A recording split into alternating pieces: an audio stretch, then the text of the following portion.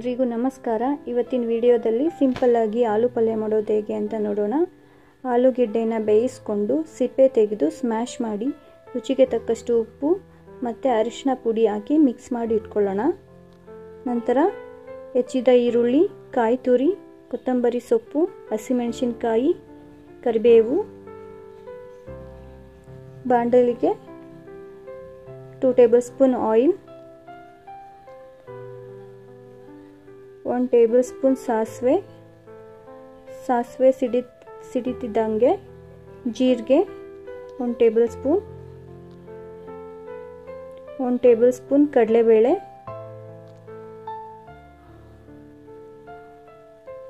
ನಂತರ ಹಸಿಮೆಣಸಿನಕಾಯಿ ಮತ್ತು ಕರಿಬೇವಿನ ಸೊಪ್ಪು ಫ್ರೈ ಆದ ತಕ್ಷಣ ಹೆಚ್ಚಿದ ಈರುಳ್ಳಿ ಗೋಲ್ಡನ್ ಬ್ರೌನ್ ಆಗೋ ತನಕ ಫ್ರೈ ಮಾಡ್ಕೋಬೇಕು। ಮಕ್ಕಳಿಗೆ ಆಲೂಗೆಡ್ಡೆ ಪಲ್ಯ ಅಂದರೆ ತುಂಬ ಇಷ್ಟಪಡ್ತಾರೆ। ಇದು ಎಲ್ಲ ತಿಂಡಿಗಳಿಗೂ ಸೂಟ್ ಆಗುತ್ತೆ, ಅಂದರೆ ದೋಸೆ, ಇಡ್ಲಿ, ಚಪಾತಿ, ಪರೋಟ ಎಲ್ಲದಕ್ಕೂ ಸಿಂಪಲ್ಲಾಗಿ ಮಾಡ್ಕೊಳ್ಳೋ ಅಂಥ ರೆಸಿಪಿ ಇದು।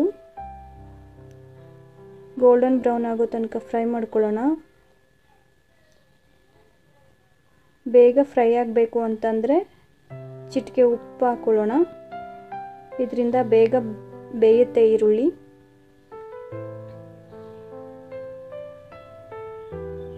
ಈರುಳ್ಳಿ ಬೆಂದ ತಕ್ಷಣ ಸ್ವಲ್ಪ ಕಾಯಿ ತುರಿ ಹಾಕ್ತಾ ಇದ್ದೀನಿ। ಒಗ್ಗರಣೆಗೆ ಕಾಯಿ ತುರಿ ಹಾಕೋದ್ರಿಂದ ಬೇಗ ಕೆಡೋದಿಲ್ಲ ಪಲ್ಯ। ಕಾಯಿ ಬೆಂದ ತಕ್ಷಣ ಬೇಯೋದ್ರಿಂದ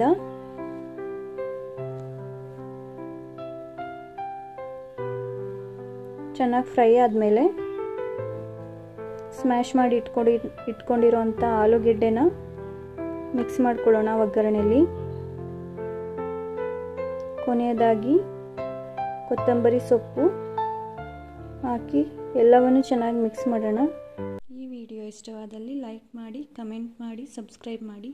ಥ್ಯಾಂಕ್ ಯು।